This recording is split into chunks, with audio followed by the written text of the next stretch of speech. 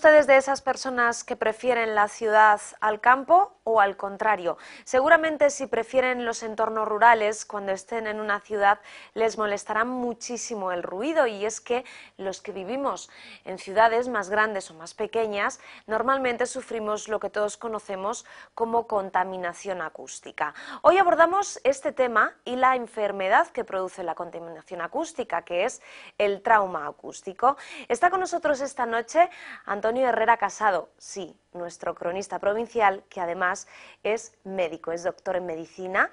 Digamos que lleva a sus espaldas ya más de 40 años de experiencia.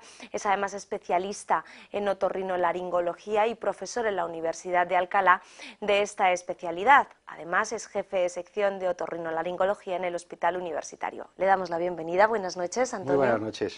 El trauma acústico es la enfermedad que provoca la contaminación acústica. Efectivamente. Para que nos entendamos. Tanto la contaminación, que es algo a lo que no nos podemos desprender, sobre todo en las ciudades suenan continuamente, por las noches menos, aunque algunas noches los fines de semana más, pero en cualquier caso tiene un sonido continuo. Pero realmente hay que saber también que la ciudad no produce un trauma acústico, so pena de que nos paremos a mirar cómo están haciendo con un martillo mecánico un agujero en el suelo, porque si nos tiramos varios días allí podemos recibirlo. No, el trauma acústico depende más de cosas más concretas, de procesos industriales fundamentalmente, también de entretenimiento, como puede ser la caza. En cualquier caso, deriva todo de la actividad humana. Esa contaminación acústica de la que hablamos es desgraciadamente muy frecuente en las ciudades, ya sean más grandes o más pequeñas, dependiendo. Ya digo que en la ciudad sí, siempre, pero no llega a ser casi nunca patológica. Donde realmente aparecen los procesos que son patológicos, que pueden dar lugar a este trauma acústico que cuentas, pues es realmente en las fábricas, en los procesos industriales, ¿no? Todo aquello, y está legislado además, no se debe de estar expuesto a sonidos de más intensidad, de 90, 100 decibelios, porque esos son los lesivos. En la calle, pues bueno, no tengo cifras exactas, pero la medición puede estar en un lugar muy sonoro entre 50 a 60 decibelios. Nuestra conversación, la voz humana, tal como yo estoy hablando ahora, suena entre 25 y 35 decibelios. Entonces eso no supone, por mucho que a uno oiga a una persona durante mucho tiempo y a veces termine cansado, pero no va a suponer nunca un trauma acústico. No, lo que produce, ya digo, son las fábricas, son los procesos industriales. Y hay algunos elementos muy peligrosos, como son, por ejemplo, todos los cortes de metal o todos los cortes de madera, todo lo que es una sierra cortando cosas. Esos sonidos tan agudos, claro, que tenemos ahí en la cabeza metidos. Porque precisamente el proceso es el del daño en el órgano de Corti, en el órgano de la sensibilidad acústica, que está dentro del cráneo, en el oído interno que se llama. Y entonces ahí nos llegan unas emisiones de tonos agudos muy potentes que hacen que esas células, son 4000 exactamente las que hay situadas en 2,5 vueltas de caracol. Por eso hay mucha gente que piensa que tenemos un caracol dentro del oído. Realmente el órgano de Corti, que es el órgano receptor del sonido, tiene una forma de una espiral de 2,5 vueltas, parece un caracol. Bien, pues ahí se reciben los sonidos finales. Y si un sonido es muy fuerte, le da, digamos, un latigazo a ese órgano de Corti, con lo cual se lesionan algunas células. ¿Y se puede llegar a recuperar una lesión de esas características? Realmente tiene también el trauma acústico una capacidad de reversibilidad, siempre que se descanse después del ruido. Pero si hay personas que trabajan día y otro día y otro día y una semana y otra semana con esos sonidos, al final el daño que se produce es irreversible. Existen sorderas que se producen por ruido. ¿Qué tipo de ruido es el más peligroso para producir esto? Pues sí, realmente los de tonos agudos. Cuanto más agudo es el sonido, más peligroso es, más patológico. En ese sentido, como digo, los sonidos de cortes, tanto de metal como de madera, los golpes sobre metal. De hecho, en medicina todavía ya menos, pero a mí me gusta recordar esas calificaciones de las enfermedades en función de quién las padecía. La enfermedad de los cargadores de muelle, la enfermedad de los sopladores de vidrio, la enfermedad de los caldereros era la típica sordera producida por trauma acústico. Entonces, hace siglos no se conocía, pero sí se sabía que todos los caldereros terminaban sordos. Y es porque el golpe sobre el caldero, para reformarle, produce un tono muy agudo. También están, por supuesto, las armas. Las armas, tanto a nivel militar, los militares lo saben, Claro. como a nivel deportivo, los tiradores o los cazadores, todos esos, bueno, pues terminan con lesiones si no se Por eso protegen. llevan unos cascos Claro, cuando están algunos, practicando, no por todos, ejemplo, pero los deberían de tiradores. llevarlo. Entonces, esos son los tonos o los sonidos más peligrosos, los agudos. Y luego, por supuesto, en cuanto a intensidad, cuanto más alto sea el sonido, más peligroso es.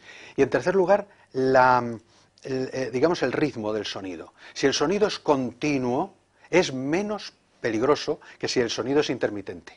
Porque el sonido intermitente hace que el organismo reciba un sonido, digamos se lesione, pero se recupere y vuelva a lesionarse con el siguiente. Y otra vez. Entonces, eso es más lesivo, el sonido intermitente. Ajá. Y si padecemos una sordera por ruido, ¿es posible que se pueda tratar y como consecuencia mejorar o curar? Hemos seleccionado unas imágenes que seguramente les resulten familiares a Sí. las personas que nos estén viendo en casa. Y es que hemos sufrido varios meses o varias semanas de obras en la calle Mayor y es cierto que se paseaba en un ambiente muy ruidoso, máquinas, martillos trabajando todo el tiempo. No sé si este tipo de ruido... Bueno, es bastante recuperable para los ciudadanos. Para el obrero que ha estado ahí con ese martillo mecánico durante días y semanas, pues puede, si no lleva protección, ser peligroso. Claro. Y desde luego, todo daño, todo trauma acústico producido por el sonido laboral, etcétera, o deportivo, no tiene recuperación. Eso hay que tenerlo siempre muy claro. No tiene recuperación. El que haya sufrido este trauma, se note sordo, se vaya al médico y le hagan un diagnóstico de que tiene trauma acústico, pues que se quede como está, porque no va a poder mejorar. Es como todo daño neurológico. Los daños neurológicos son irrecuperables. Todo lo que se pierde, todas las neuronas que perdemos, no vuelven a nacer. ¿Se puede tratar quizá para que no avance más o tampoco? El tratamiento es evitar, fundamentalmente evitar. Hay que ir, y eso es lo que creo que debería de salir la consecuencia de esta charla, hay que ir a un mundo sin ruidos, o a un mundo con pocos ruidos, o a un mundo con ruidos controlados. En la calle, pues evitar, y está bien que haya ordenanzas contra el ruido y que todos seamos conscientes de que no debemos de hacer ruido, porque no solo son molestos, es que son peligrosos.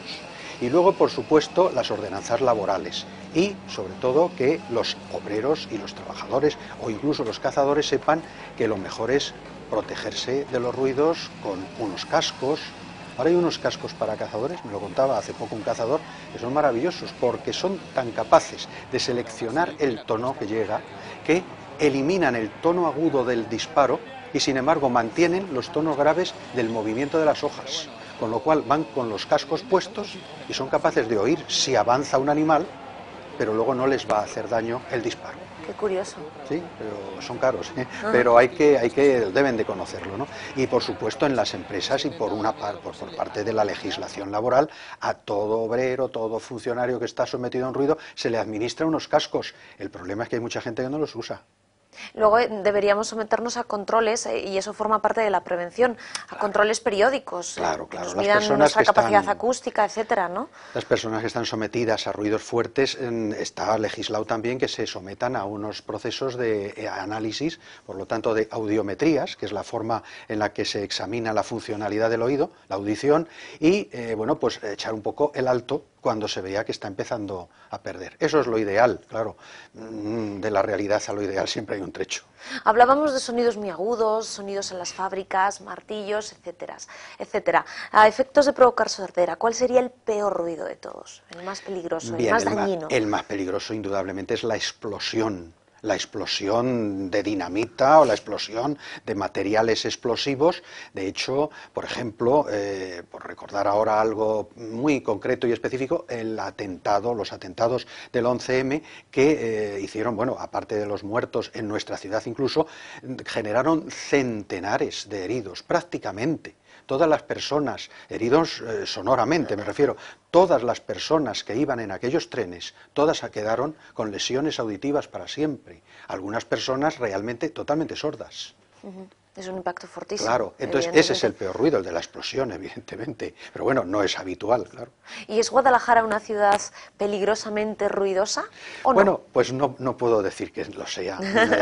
Primero, como ciudadano, nunca me he sentido lesionado por los ruidos que se producen en ella. Algunas veces molesto, efectivamente, pero no, evidentemente no es ruidosa porque nunca se superan esos niveles del malestar acústico que van por encima de los 70 decibelios. Los 90 es el nivel peligroso y es en el que hay que protegerse. Por supuesto, en la calle no se llega nunca a ello.